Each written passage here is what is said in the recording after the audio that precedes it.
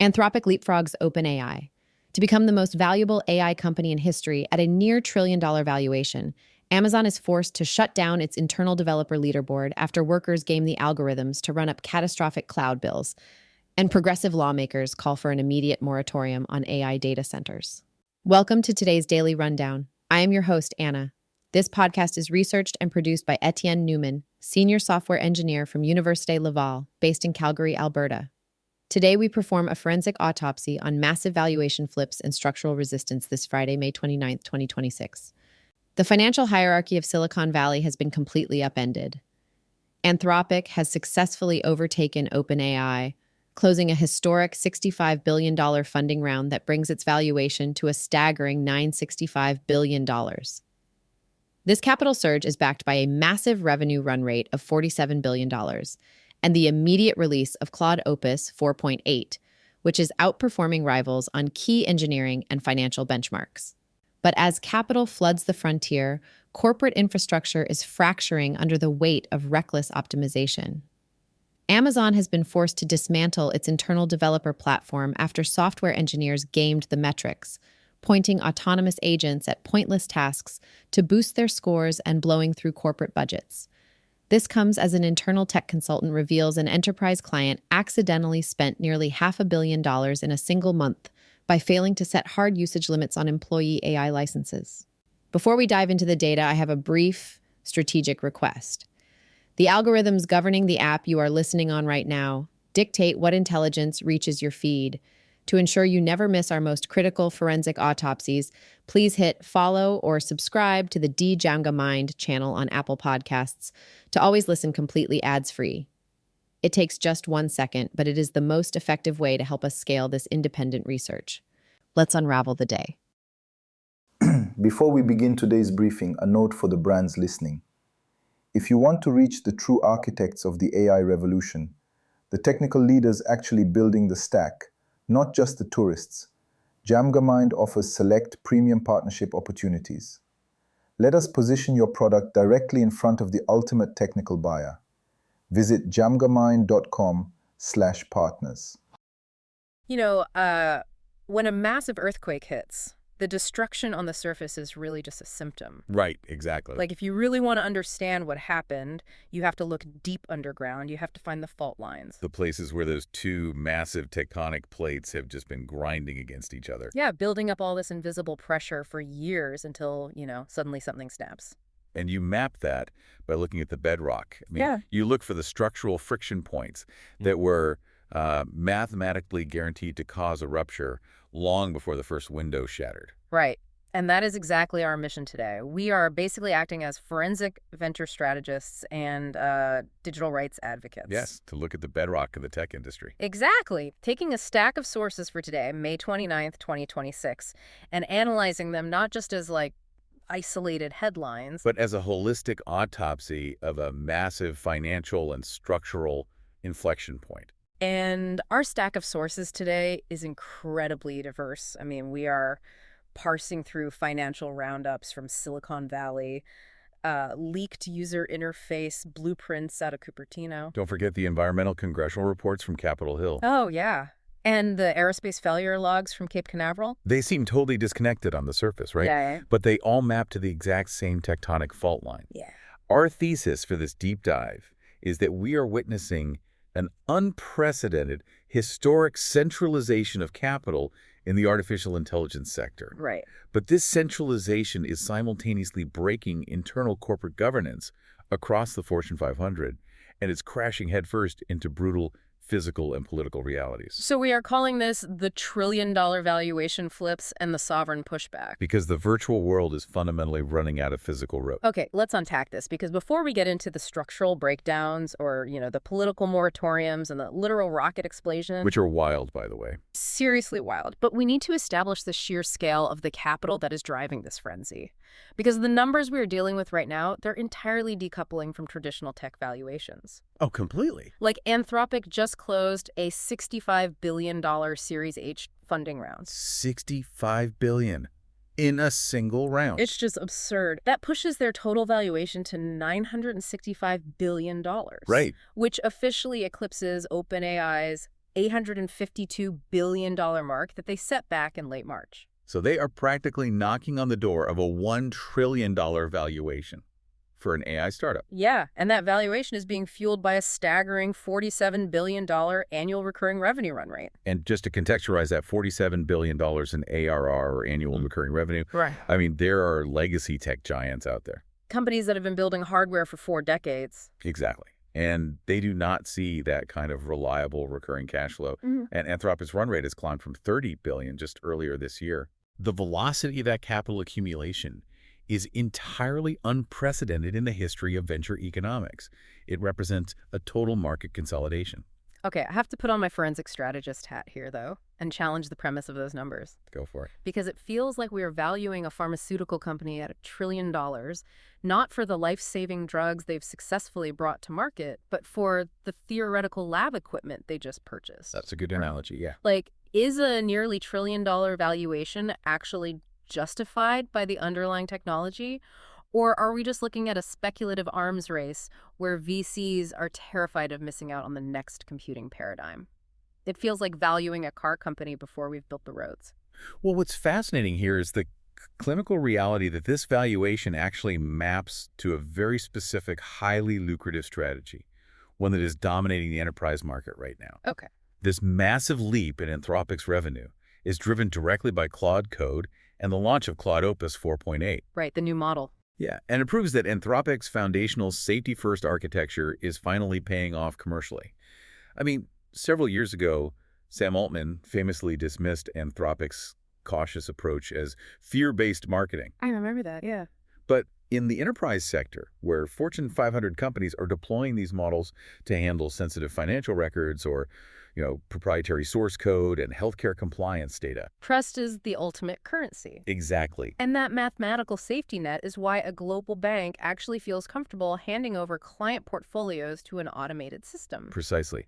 Opus 4.8 mathematically reduces risk through its architecture. It doesn't just have some filter slapped on at the end of its processing. Right. It uses an internalized red teaming loop.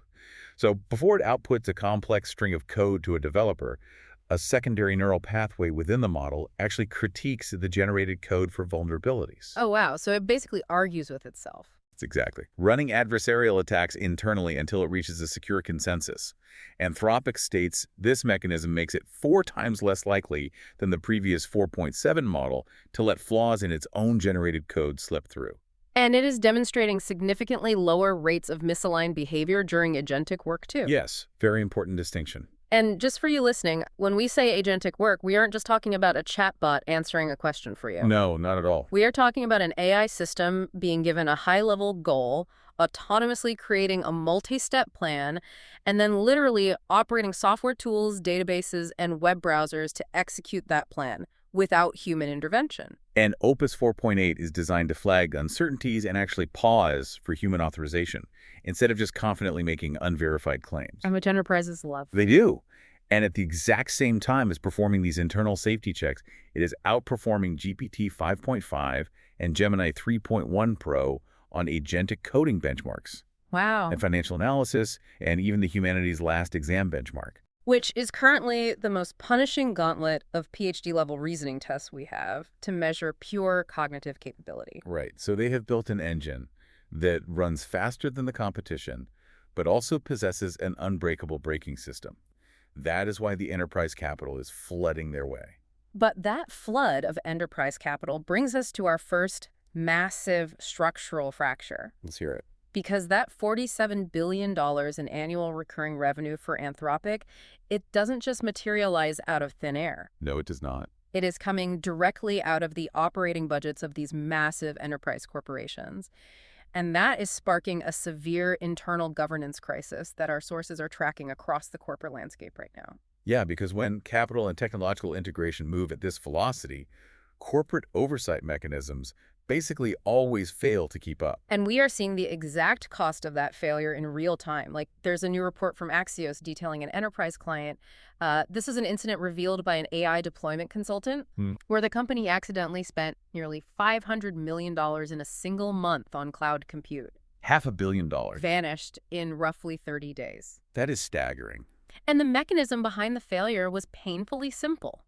Corporate IT just simply failed to set Claude license usage limits or API budget caps for their employees. Just a completely unconstrained deployment environment.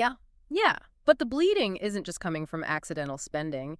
The internal metrics companies use to measure employee productivity are fundamentally broken. Oh, this is the Amazon story. Yes. Look at the data from Amazon. They just had to completely scrap their internal QRank dashboard. Right. This was a platform designed to rank software developers based on their AI utilization and output. Management wanted to ensure their teams were leveraging these expensive new tools. So what happened? So developers looked at the incentive structure and they basically just gamed the leaderboard. Because of course they did. They adapted their behavior to the metric rather than the goal of the metric. Exactly. They started writing simple Python scripts that essentially ordered their AI agents to run on endless, pointless loops. Just burning compute. Yeah. An agent would be instructed to repeatedly rewrite the exact same lines of background code or, summarize thousands of internal documents that literally no one was ever going to read, generating thousands of API calls per hour while the developer just went out to lunch. Incredible. So their internal QRank scores skyrocketed, making them look like 10x engineers to their managers while simultaneously running up astronomical cloud computing bills.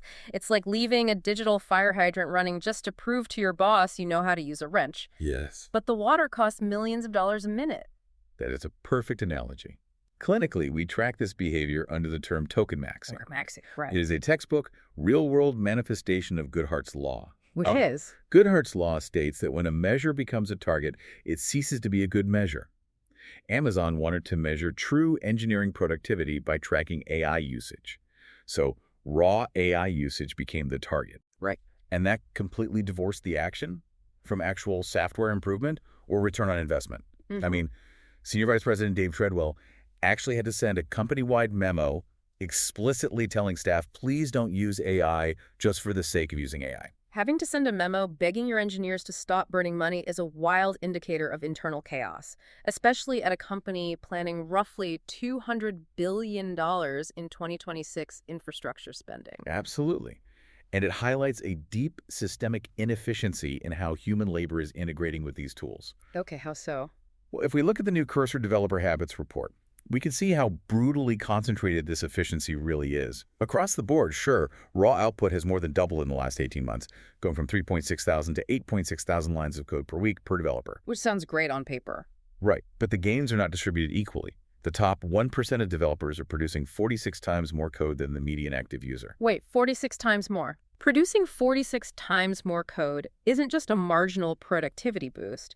That represents a completely new class of human-computer collaboration. Exactly. It means the vast majority of developers are either struggling to prompt the models effectively or they are just token maxing to hit arbitrary KPIs. And the financial reckoning for this behavior is imminent. The cost per agent request varies wildly, sometimes scaling up to 9 times higher across different models, with Opus 4.7 and 4.8 being heavily expensive for complex reasoning tasks. Right. So what happens next? What we're going to see in the upcoming Q2 2026 earnings reports are incredibly hostile questions from Wall Street financial analysts. Oh, for sure. They are going to look at these massive spikes in operational expenditure, the $500 million accidental overruns, the token maxing loops, and they're going to demand to see the actual tangible return on investment. The honeymoon phase of simply buying massive amounts of compute just to signal to shareholders that you are an AI-first company is officially over. It is dead. And, those pointless agent loops running up the cloud bills, they carry a physical cost, too. Yes, they do. Every time a developer leaves that digital fire hydrant running with a Python script,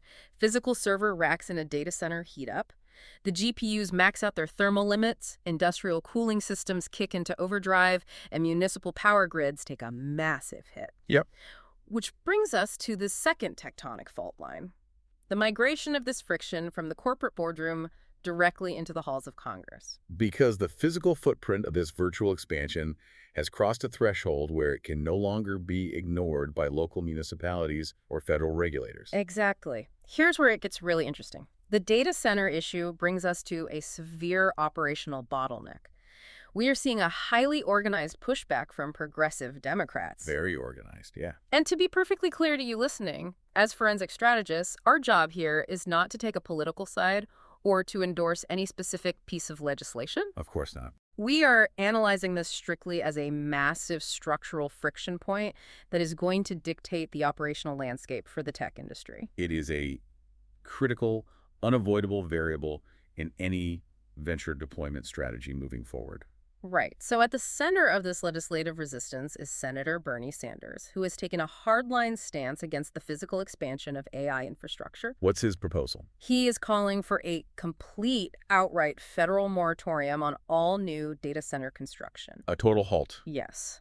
And alongside that moratorium, he has introduced the Abolish Super PACs Act, which specifically targets the massive influx of AI-linked venture capital entering the political money stream, basically attempting to decouple this newly minted tech wealth from the legislative process. That's a huge move. But the most visceral data point in our congressional sources actually comes from Representative Alexandria Ocasio-Cortez. Right, the EPA hearing. Yes, during a recent oversight hearing with the Environmental Protection Agency, an exchange went completely viral. She literally held up jars of brown, heavily polluted water. It's a very potent, undeniable visual mechanism. Yeah. Really focuses public attention on the invisible infrastructure of the cloud. Exactly. And she stated for the congressional record that the water came from Morgan County, Georgia, and explicitly attributed the pollution and the severe aquifer depletion to a recently built Meta data center in the area. Wow.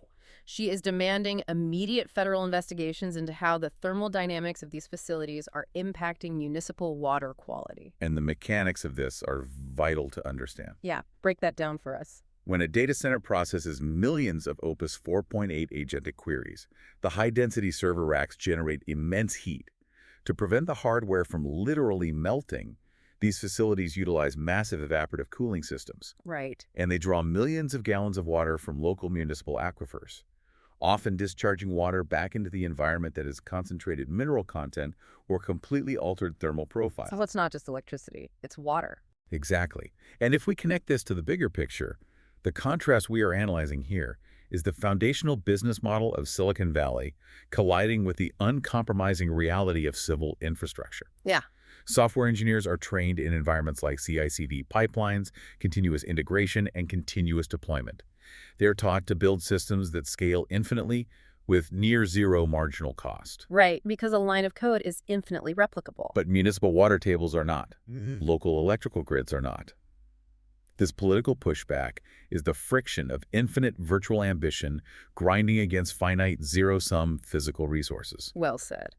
And even within this progressive resistance bloc, we are tracking divergent strategic approaches. Right, because not every lawmaker is calling for a full construction ban. Exactly. Yep. Contrast Senator Sanders' call for a complete moratorium with the approach of Representative Ro Khanna from California, who, importantly, represents districts deep within Silicon Valley. Oh, that is an important detail. Khanna characterizes these massive data centers as largely extractive to local working-class communities, pulling resources out without putting localized economic value back in. Right. But he purposefully stops short of calling for a construction ban. Instead, he has proposed a Work for America program. What does that look like? This legislation aims to hire 1 million Americans for public works and specialized tech infrastructure training. It's designed as a mitigation strategy, a way to offset the economic displacement caused by AI automation and infrastructure strain, rather than a full kinetic halt on the building itself. Got it. But regardless of the specific legislative approach that passes, the pressure on the physical layer of the AI ecosystem is mounting exponentially. And that physical friction isn't just a political problem for local governments in Georgia. It is actively dictating the actual product roadmaps of companies like Apple and Blue Origin. Oh, absolutely. Our sources provide a striking contrast here between companies that are pivoting entirely into the software routing layer and companies that are slamming into the kinetic, unforgiving reality of hardware. The divergence between the digital abstraction and the physical constraints is just widening by the day. So let's look at the software abstraction first. We have a massive leak from Bloomberg regarding Apple's internal strategy. Right. For years, the narrative has been that Apple is severely lagging behind OpenAI, Anthropic, and Google in foundational model training. But Apple is taking the path of least resistance to scale AI to their million-plus iPhone users. Which makes sense for them. Yeah, the leak reveals that for the core iOS 27 Siri update, Apple has fundamentally outsourced the heavy cognitive lifting to Google Gemini's model infrastructure. So they are completely overhauling the on-device user experience without bearing the infrastructural cost of training the underlying intelligence. Exactly. Siri is going to live entirely inside the dynamic island, that interactive pill-shaped cutout at the top of the iPhone screen. You swipe down and it runs a localized AI search using your on-device personal data and the web. But what's brilliant from a pure software scaling perspective is their user interface choices. They're integrating Perplexity-style rich cards directly into the interface. Oh, nice. So instead of just giving you a text answer, it generates interactive data widgets like livestock charts or playable media modules. Very Apple. And if you swipe down further, it opens a dedicated ChatGPT-style interface that routes your complex queries out to external AI models. Apple didn't try to spend $50 billion to build the massive data centers from scratch to compete. They just built the most elegant software routing layer on Earth, sitting entirely on top of everyone else's physical compute overhead. It's a highly capital-efficient software play that leverages their monopoly on consumer distribution. Right. But now, contrast that software elegance with the kinetic reality of what happened at Cape Canaveral on Thursday evening. Yeah, the Blue Origin incident. Jeff Bezos' aerospace company, Blue Origin, was preparing for the 4th launch of its New Glenn rocket. This is a massive, heavy-lift orbital spacecraft designed to directly compete with SpaceX's Falcon Heavy and carry Amazon's Kuiper internet satellites into orbit. Right. During a routine static fire test on the launch pad, where they ignite the engines while keeping the rocket clamped down, the vehicle suffered a catastrophic failure and exploded in a massive fireball. Just a total loss. Yeah. The explosion caused extreme structural damage to their only functional, custom-built launch pad. No one was hurt, thankfully, but it is a massive, devastating setback for an aerospace program they have spent over a decade building. Incredibly brutal reminder of the immutable laws of physics. Yeah. But if Apple wins by just outsourcing to Gemini, doesn't that just pass the buck? I have to challenge this software-first mindset. Like, we see Apple easily integrating AI via software, while Blue Origin suffers a decade-derailing explosion. Does this prove that in 2026, investing in physical hardware is a fool's errand compared to the software boom? Well, this raises an important question. And it's the central paradox of this entire global tech ecosystem. Okay. It is incredibly tempting for venture strategists to look at Apple's frictionless software pivot and Blue Origin's smoking launchpad and conclude that software is the only rational investment. I mean, Elon Musk himself responded to the Blue Origin explosion with a tweet simply saying, "Most unfortunate, rockets are hard." Classic Musk. Right. But the clinical reality is that software iteration cycles are fundamentally different from hardware iteration cycles. Anthropic can train an AI model, run millions of automated synthetic tests, identify a logic flaw, and push a patch in a matter of hours. Sure. If a software agent fails, it throws a localized error code on a developer's screen. If a heavy-lift rocket fails, it vaporizes a billion-dollar launch pad. Very true. Blue Origin has had only one successful flight out of 3 attempts for the New Glenn architecture. Hardware is brutally unforgiving, highly capital-intensive, and agonizingly slow to iterate. Which makes Apple's strategy of outsourcing that pain seem brilliant until the music stops. Exactly, and your synthesis regarding Apple's inherited risk is exactly the point. Apple outsourcing Siri to Google Gemini leaves Apple entirely dependent on Google's physical infrastructure footprint. Oh, wow. Yeah. It ties their flagship consumer product directly to the data centers that are currently drawing the legislative ire of progressive lawmakers. Yeah. You cannot execute a single line of Claude Opus 4.8 code, you cannot run a token maxing loop in Python, and you cannot route a single Gemini query through an iPhone dynamic island without burning physical energy in a concrete building somewhere on Earth. Right. Software may scale infinitely in theory, but in reality it is anchored with absolute certainty to the kinetic world, the exact same kinetic world that blows up rockets. So what does this all mean for you listening? It means the illusion of the cloud is finally evaporating. We have spent decades treating technology as this invisible, weightless, infinite resource. And it's just not. No. But whether your company is rolling out an AI leaderboard that might accidentally waste millions in cloud compute, or your local town council is fighting over data center water usage, or you are just swiping down on your iPhone's new Gemini-powered Siri, this collision of massive capital and physical limits affects your daily life. Absolutely. The virtual and the physical are no longer separate operational domains. They are entirely inextricably locked together, which leaves us with a final, rather provocative economic puzzle for you to mull over. I like puzzles. Let's hear it. We discuss Goodhart's Law, regarding broken metrics earlier, but there is another foundational economic principle at play here called the Jevons paradox. The Jevons paradox. Yes. The Jevons paradox states that when a technological advancement makes a resource more efficient to use, we do not end up using less of that resource. We end up using exponentially more of it because the barrier to entry drops and new use cases proliferate. Oh, like realizing that adding more lanes to a congested highway doesn't reduce traffic. It just attracts more drivers who previously avoided the route. Precisely.